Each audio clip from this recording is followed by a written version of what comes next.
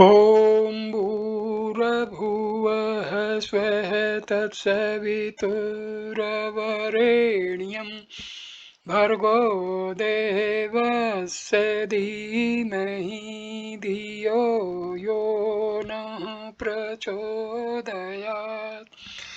ॐ शान्ति शान्ति शान्तिः। Namaste, my dear friends. This is third video on Swami Ram Sukdas Ji Maharaj, a God realized soul. His advice to his devotees to adopt sadhanas to get self realization and finally achieving liberation from the cycle of birth and death. I start this video with the topic God is one's own. In fact, no person is an orphan because everyone has got patronage. How can a man be without any owner when every worldly object is owned by someone or the other? God, who is the master of the entire universe, is also our master. It is up to us whether we regard and know him as our master or not. But he knows that we are his. So it is a blunder on our part if we assume ourselves as orphans while God is ever present as our patron. Why does a man feel that he is an orphan? He assumes a relationship with objects and individuals. When there is their separation, he feels himself as an orphan. It is a rule that a man forgets his real master when he himself becomes a master of persons and things. For example, a male child cannot live without his mother, but when he grows up and gets married, he regards the wife and sons as his own and starts showing indifference to his mother. Therefore, Lord Krishna in the Gita has called the embodied soul as Isvara, Lord, as it has assumed the body as its own and itself as the master of the body. The Lord declares, the Lord Jivatma or the embodied soul obtains a body and leaves it. Gita chapter 15 sloka 8. If a man starts regarding no one else except God as his own, he will realize that his assumption of being an orphan is wrong and he is under the patronage of God. In fact, God was ours, will remain ours, and at present is also ours, while the world can never be ours because the world is constantly separating from us and it cannot live with us, though it appears to be with us. But God is ours whether we attain Him or not. The reason is that ours is He who ever lives with us and who can never separate from us. It is a matter of great surprise that the relative whom we assume as our own, passes away, but the relationship with him subsists. For example, a woman became a widow several years ago, but if she is called as Mr. A's wife, she becomes alert even today. Thus, her relationship with her husband still persists. Here, a doubt arises how a son will offer oblation to his dead father, as is sanctioned by the scriptures, if he does not continue his affinity for him. The answer is that the assumed affinity for selfish motive and for enjoyment of pleasure leads to bondage. But if it is to pay debt and to render selfless service to others, it frees us from bondage. A debtor and a malefactor cannot attain salvation easily. If a person suffers for his evil deeds or he performs virtuous deeds such as offering of charity, etc., his sins are destroyed, but his debt and guilt still persist. He can be free from the debt and the guilt only if the creditor and the offended forgive him. Originally, a man becomes a debtor, a slave, an orphan, a mean and a degraded fellow only when he assumes his affinity for the world. But he who assumes none as his own in the world cannot be a debtor and a malefactor, because debt and guilt cannot exist without base. Mula bhave kutah sakha. In the absence of root, there can't be any branch. If things seem to be ours, it means that they are ours only in order to be utilized for the service of others. Similarly, if relatives seem to be ours, it means that they are ours only in order to render them selfless service without expecting any return. Nothing is ours for our own sake. If we regard them as ours for our selfish motive, we shall be ensnared in the cycle of birth and death. The Lord declares attachment of the soul to the modes is the cause of its birth in good and evil worms. Gita chapter 13, stanza 21. He who regards anything as his own gains nothing, while he who regards nothing as his own attains everything, which God. Without misusing things, if we put them to the best use according to our knowledge and power, our assumed affinity for those things is cut asunder, and if we render selfless service to other persons, our assumed affinity for those persons dissolves. Freedom from this assumed affinity leads to liberation. Now, a question arises: why liberated souls, being free from such assumed affinity, remain engaged in the welfare of others?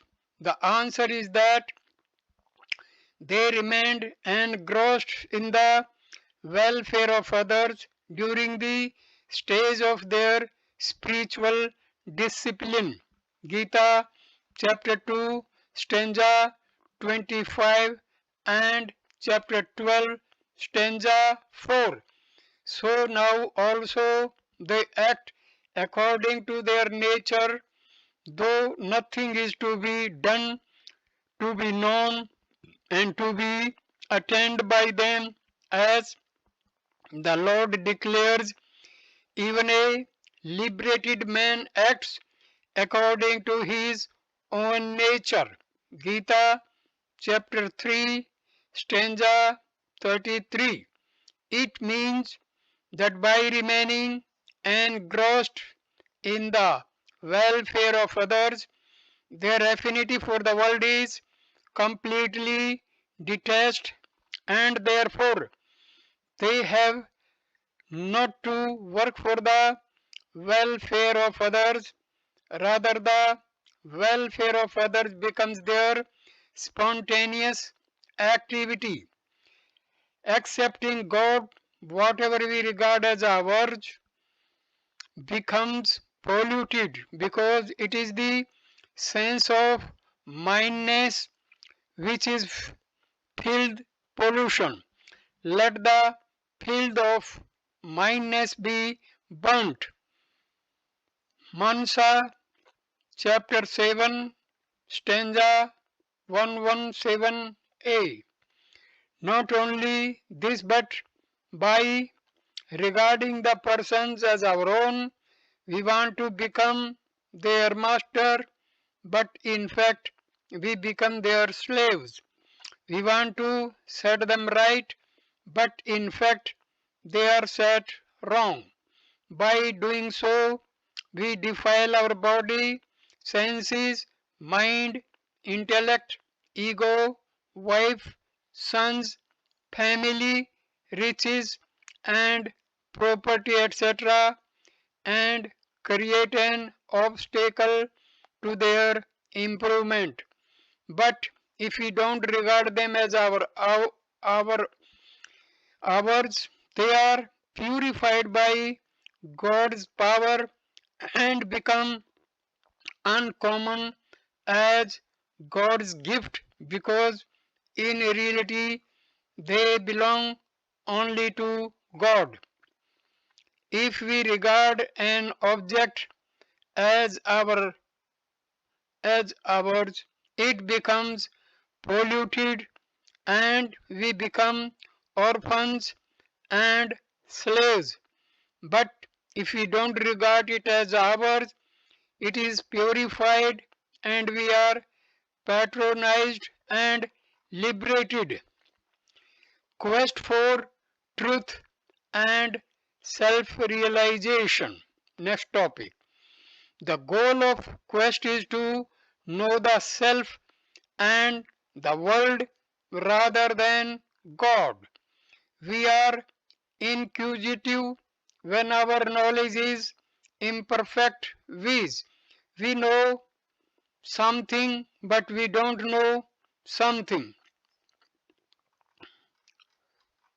It means a man being proud of his knowledge by regarding it as perfect becomes an atheist, but being dissatisfied with his imperfect knowledge and having the feeling that he lacks knowledge, he becomes inquisitive. We have no inquisitiveness about the topic which is either not known at all or which is perfectly known and realized. God is totally unknown to us, and so he is not within the limit of inquisitiveness or thought, but is a matter of faith. We have no perfect knowledge of the self and the world. I am and the world is. This much we know.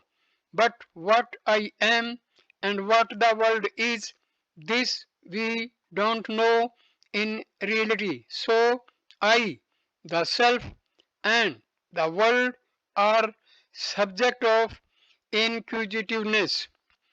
In the scriptures, God is also said to be a subject of knowledge, Jagat Jiva Paramatmanam. But it is so only for those who have faith in the scriptures and in liberated souls, in Vedic literature and in saints' utterances. God is described. It is because of this description that people develop inquisitiveness for God. It means that those who have faith in the scriptures and saints and have heard of God from them but have no such realization inquire about Him. Contrary to them are those who have no such inquisitiveness. But as far as inquisitiveness about the self and the world is concerned, that can be equally perceived in believers and non believers because all people realize I am and the world is. But such realization about God is not there. Therefore, God becomes a matter of faith for them. Thus, there are two classes of people, believers or non believers, and two schools of philosophy, theism and atheism. In an inquisitive person, by thinking I am inquisitive, egotism, which individuality persists. So long as ego lasts, he acquires a lot of learning but does not have self realization. But intense quest causes restlessness in him. He thinks, I have known so much, yet there is not much improvement, and I have gained no singularity.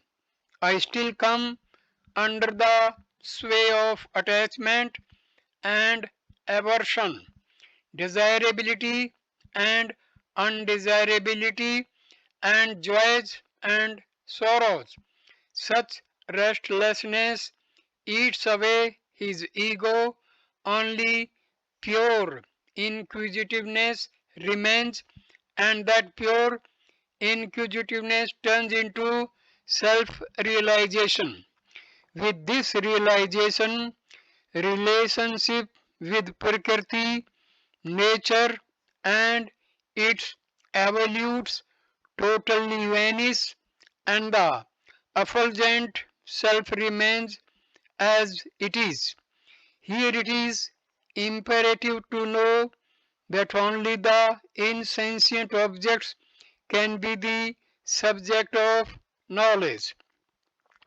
The sentient can't be the subject of knowledge at as it itself is an embodiment of knowledge.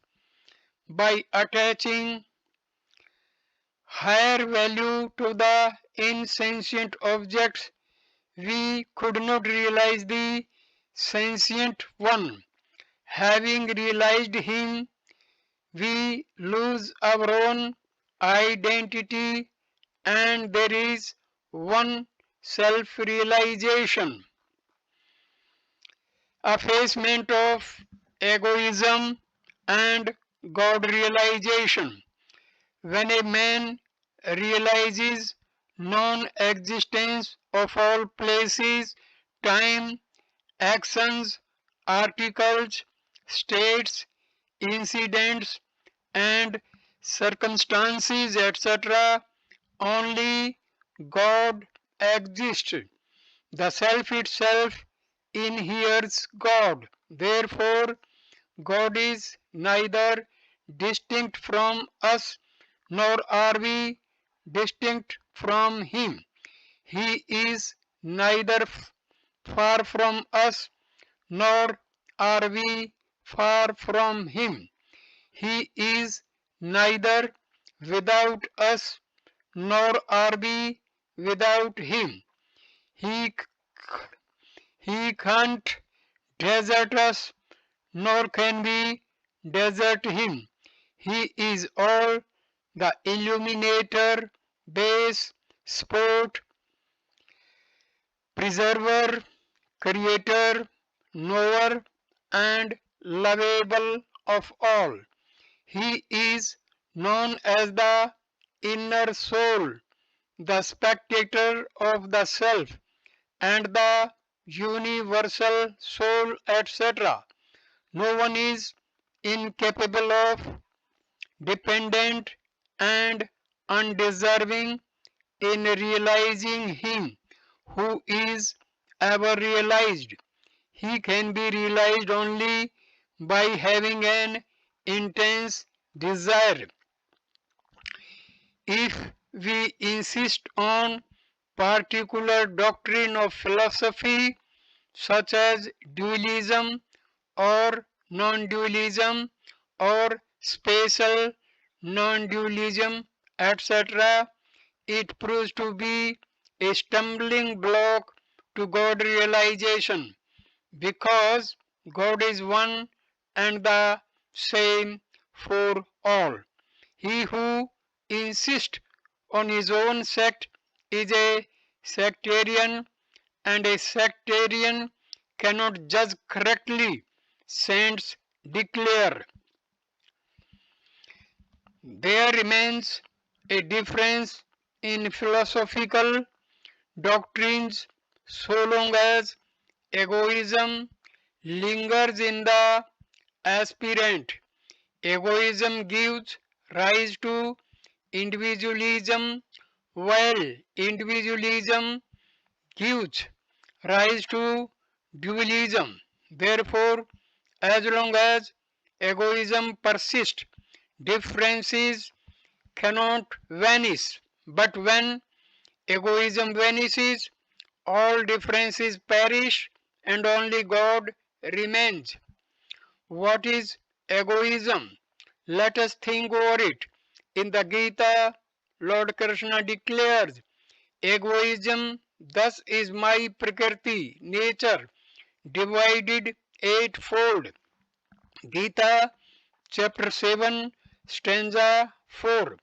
The five subtle elements, ego, intellect, and also the unmanifested nature. Gita chapter 13, stanza 5.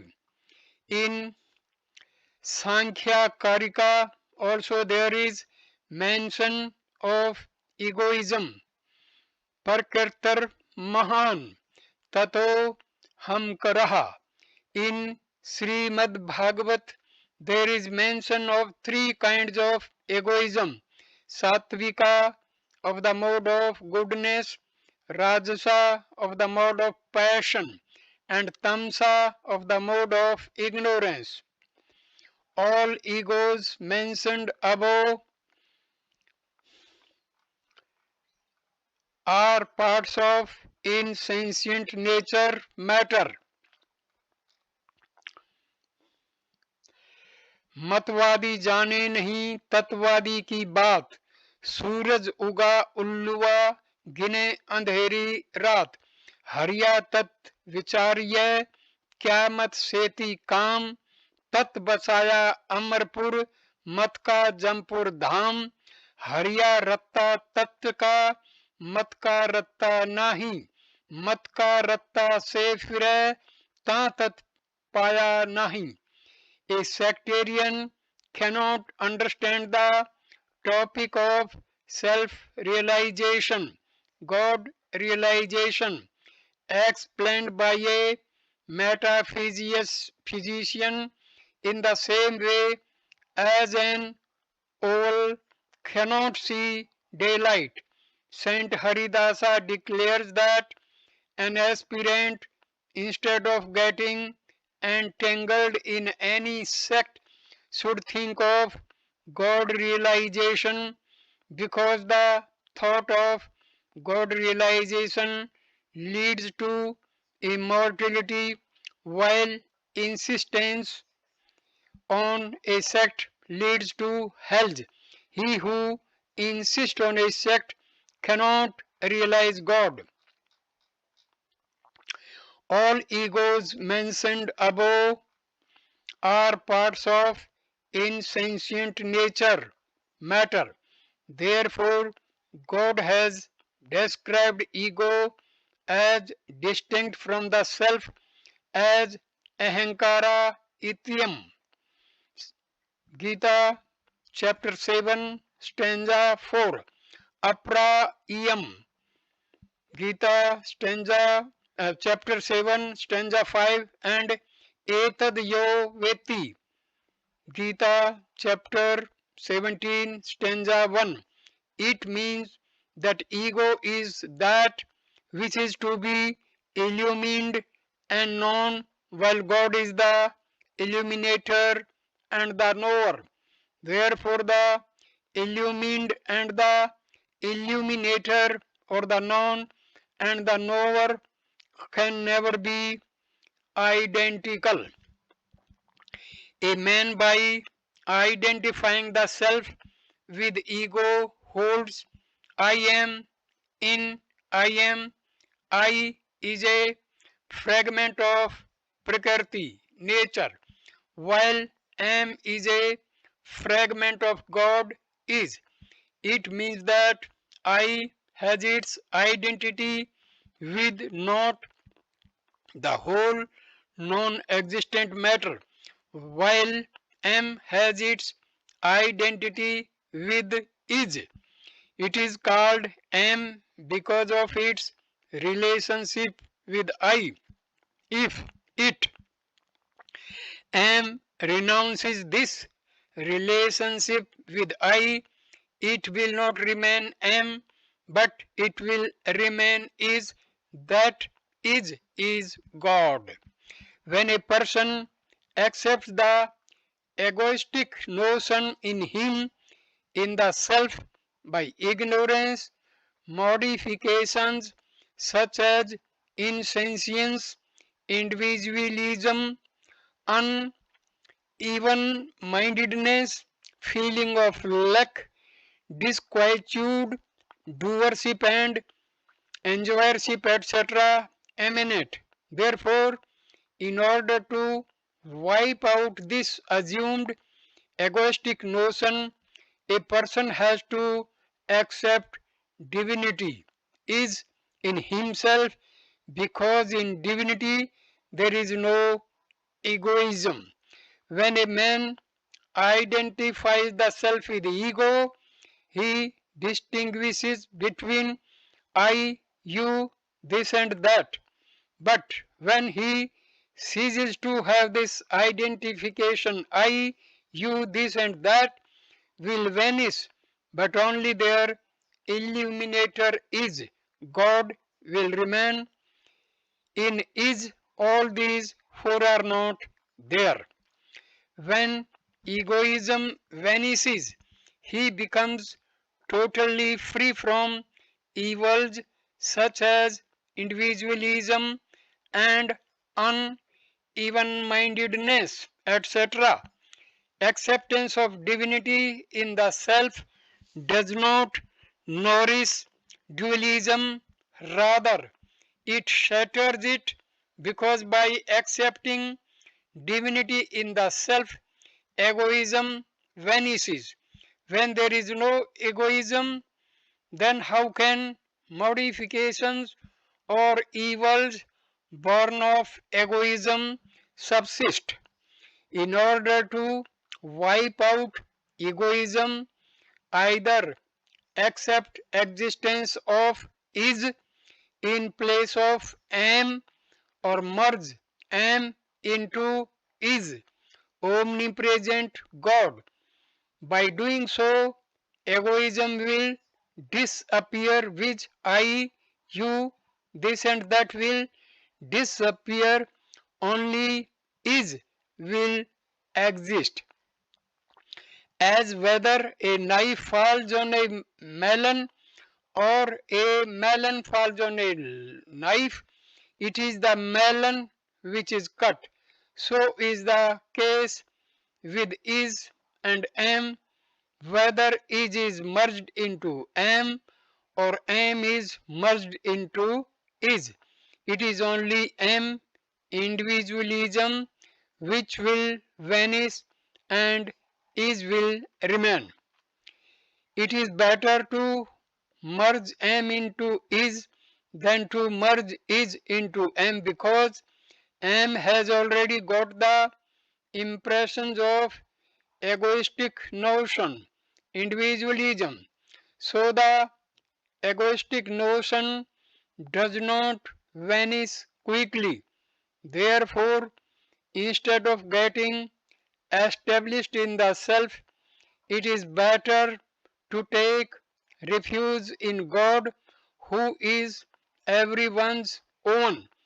No one except God can be our own, because in fact our own can be only He, who can never separate from us, and we can never separate from Him. He who sometimes joins us and sometimes separates from us cannot be ours. When the self, turning its back from egoism, surrenders to God, who is one's own, which he accepts, I am only God's and I am not of anyone else in the least. He crosses the divine illusion, lower nature, with his egoism totally annihilated. Those who take refuge in me cross the divine illusion of mind. Gita, chapter 7, stanza 14. It means that if a man gets established in the self, there is possibility of the trace of egoism to persist. But when a man takes refuge in God, his egoism totally vanishes, because it is God Himself. He who shatters egoism of the devotee who takes refuge in Him.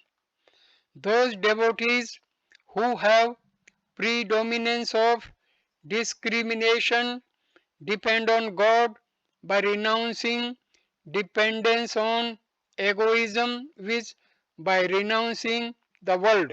But those devotees who, instead of having predominance of discrimination, have faith in God, depend on God with their egoism as they are. God Himself shatters egoism of such devotees. तेषं सतातया कुत्नाम भजन्तं प्रीतिपूर्वकम् अदामि बुद्ध्यागम तं येन ममुपायन्ति ते तेषामेव वनुक् पर्था महा जन्म जन्नास्य मया मा भावास्थो ज्ञानादीपेन भावसत्ता. Gita chapter 10 stanza 11 and 10 and 11. To them ever devout worshipping me with love I confer that yoga of wisdom, equanimity, by which they attain me. In order to shower my grace on them, I, dwelling in their hearts, destroy the ignorance, burn darkness by the luminous lamp of wisdom. With the dying out of egoism, place, time, and actions go into naught. Only is the real remains. The knower does not remain, knowledge, self, tattva remains. Joys and sorrows don't remain. Bliss remains which only divinity in the form of truth, consciousness, bliss, solidified remains which in the Gita has been declared all is God. Chapter 7, stanza 19. That divinity prevails everywhere, all the time, in all actions, etc., but is beyond place, time, and actions, etc. If anyone performs actions in order to attain that divinity, it means that he is trying to be separate from that divinity. The reason is that performance of actions involves doership.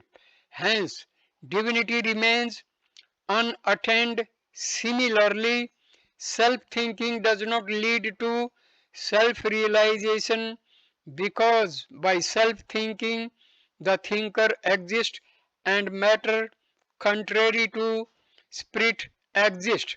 A person tries to attain the divinity only when he thinks that it is unattained and he tries to renounce the matter and to reflect on the self only when he accepts the existence of matter.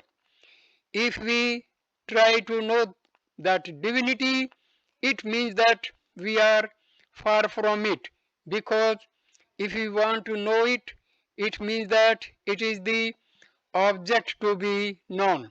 But the fact is that divinity is the knower rather than the object to be known.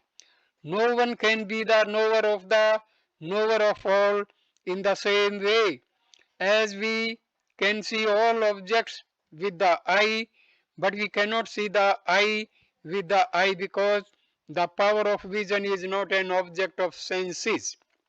Therefore, that divinity alone is the knower of divinity itself. Arjuna says to Lord Krishna, you know, you alone know yourself by yourself, O Supreme Person. Gita chapter 10, stanza 15. Saint Tulsidas in the Mansa declares, विषय करण सुर जीव समेता सकल एकते एक सचेता सब कर परम प्रकाशक जोई राम अनादि अवधपति सोई. The objects of senses are illumined by senses. Senses are illumined by the gods of senses. The gods of senses are illumined by the self. But the supreme illuminator of all is the beginningless, absolute Lord Rama, who is now the king of Ayodhya. We can't think and reflect on divinity without the aid of the evolutes of nature.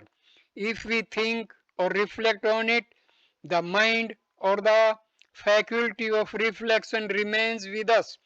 If we decide, intellect remains with us, while seeing, hearing and speaking, eyes, ears and tongue respectively remain with us. Similarly, if we assume the existence of is, assumption and the individuality of the person who assumes remain. If we negate not the unreal, the individuality of the person who negates last. If we renounce the sense of doership, I am not a doer, this egoism in its subtle form persists, with individuality of the person who renounces remains. Therefore, we should neither make assumptions nor negate nor renounce, but remain calm and quiet from within and without by being established in his divinity. We should also not have this insistence that we have to be calm and quiet, because by doing so, the sense of doership will usher in. In fact, the state of quietness is spontaneous. If we renounce the notion of I, you, this and that, only is the real remains.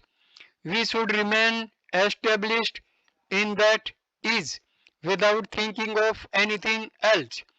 Lord Krishna in the Gita declares an aspirant having a firm resolve that only God exists everywhere should think of nothing else. Gita chapter 6 stanza 25.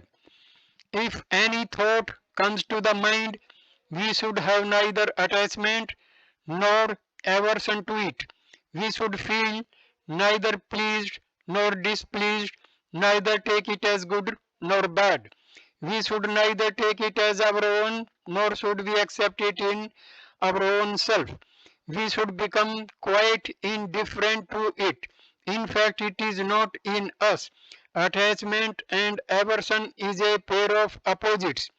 This pair of opposites is the main stumbling block to God realization. Lord Krishna declares attachment and aversion are the way layers. Gita chapter 3 stanza 34. In this way, if we become quiet from within and from without by being established in God, even for a second or two, it develops such a power which destroys the taste for contact, born pleasures, and also for attachment to the world. The reason is that in actionless divinity there is unlimited power. All powers emanate from that actionless divinity is. They exist in it and also merge into it. In the world, after every activity, there is the state of inactivity which replenishes that power. For example, when we get exhausted by speaking continuously, we remain quiet for some time and thus regain power to speak. We feel fatigued by walking continuously and having rested for some time regain energy for walking. By working hard throughout the day, we feel tired, but by sleeping, we regain energy and are refreshed. Thus, when one physical or mental activity is over and other begins, in between the two there is actionless divinity. सब व्यर्थी हैं गोपिका साक्षी कृष्ण स्वरूप संधि में झलकत रहे यह है रास Anoop. All mental activities are coordinates. All mental activities are cowherdesses, while Lord Krishna stands witness as between the two cowherdesses, Lord Krishna is visible. Similarly, between the two activities, the self shines. Thus we get unique bliss. If we become quiet in that actionless divinity, we shall realize that self-evident divinity. In fact, the state of quietness is innate, axiomatic, and natural. It needs no effort. Mere awareness of the non-existence of material objects should be there. At this stage, I complete this video. Next video number 4, I will start with the topic divinity beyond the ken of instruments. Thank you for watching this video. Namaskar, my dear friends. Namaste.